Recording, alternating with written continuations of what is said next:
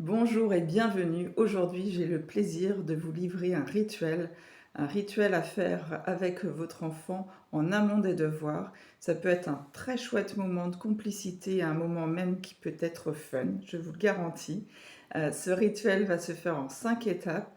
L'idée étant vraiment de permettre à la personne, au jeune, d'être vraiment bien dans ses baskets. En psychopédagogie, on aime à dire que pour un enfant soit bien dans ses baskets, il faut qu'il soit à la fois bien dans sa tête, dans son cœur et dans son corps.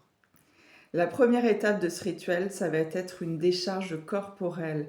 Vraiment permettre au jeune qui a un TDAH ou un trouble des apprentissages de décharger. Ça va être le moment où lui il va pouvoir décharger sa journée qui a sûrement été très intense.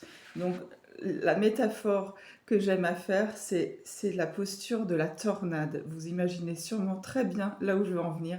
C'est permettre un sas où l'enfant va pouvoir poing fermé, mâchoire fermée, vraiment même donner des coups de pied, évacuer, taper, taper, taper. Là, c'est permis. Il va justement pouvoir décharger toutes ces tensions accumulées au niveau de son corps.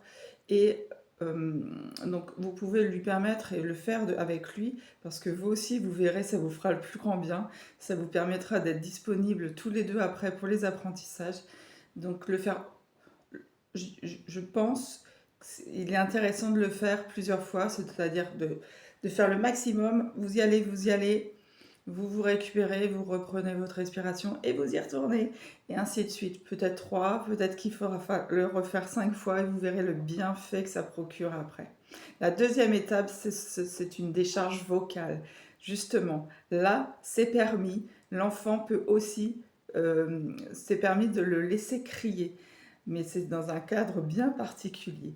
Donc je vais inviter le jeune à inspirer profondément et à l'expire, même il peut s'aider de ses avant-bras et de serrer les poings, c'est d'évacuer un voilà, comme ça. C'est vraiment permettre aussi au niveau de l'expression, tout ce qui a été retenu dans la journée, on y va, on décharge. Donc c'est toujours pareil, c'est autant de fois que nécessaire. La troisième étape, c'est la décharge créative. Elle n'est pas forcément obligatoire, mais un enfant qui a ressenti beaucoup de colère, de frustration, de stress, peut prendre une feuille, décharger, gribouiller, faire ce qu'il veut sur cette feuille. Et l'idée après, la grande satisfaction, c'est de froisser la feuille. Ça, ce moment-là, pour l'avoir vécu, il est incroyable. Et de jeter la feuille à la poubelle. Vous verrez, ça procure aussi un bien-être assez intense. La quatrième étape, une fois que la décharge est réalisée, ça va être un moment de recentrage. Le recentrage, c'est pareil, c'est essentiel pour permettre après de revenir aux apprentissages. Donc je préconise une main sur le cœur, une main sur le ventre, et là, on va vraiment se centrer sur la respiration. Donc j'invite aussi, c'est un retour à soi, à fermer les yeux et à inspirer, le ventre sentir le ventre se gonfler, et à l'expire, le ventre rentrer. Et c'est pareil, vous prévoyez 1-2 minutes de recentrage avec l'enfant.